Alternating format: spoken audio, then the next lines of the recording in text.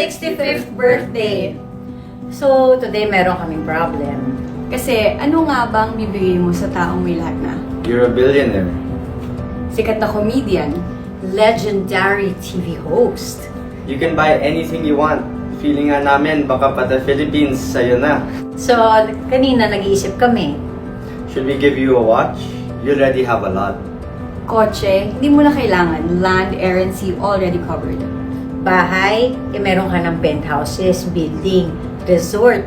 So instead, nag-decide kami na bigyan ka ng regalo na hindi nabibili ng pera.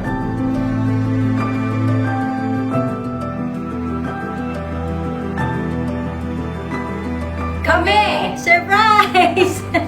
No, but Papa, to be honest, syempre, hindi ka naman namin nakasama nung lumalaki kami.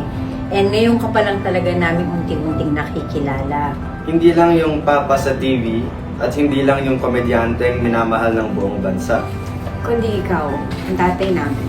At natutunan namin na ikaw ay very strict, very OC, organized, at serious sa kalinisan.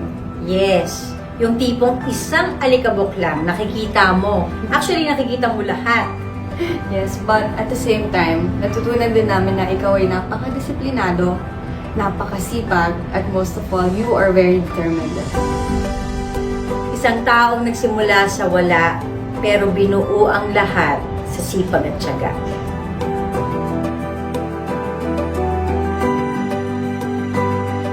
Kaya, yes, ikaw ang hero namin. Not because you're rich and not because you're famous.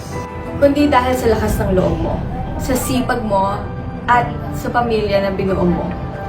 Yun, medyo late na tayo doon. Pero of course, ngayon, sobrang thankful kami dahil meron na kaming chance.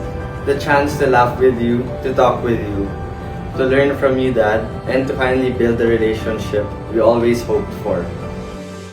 Papa, sobrang importante nito sa amin. More than you'll ever know. Kaya salamat sa pagbubukas sa puso mo sa amin. Salamat sa pagtanggap sa amin. At salamat sa araw-araw pagpili na ikaw ay maging tatay namin. Hindi lang sa pangalan, kundi sa totoong buhay. Sa edad na 65, ikaw pa rin ang nagbibigay ng inspirasyon sa marami. Ikaw pa rin na nagpapatawa sa buong Pilipinas. At ikaw pa din ang nagbibigay ng pag-asa.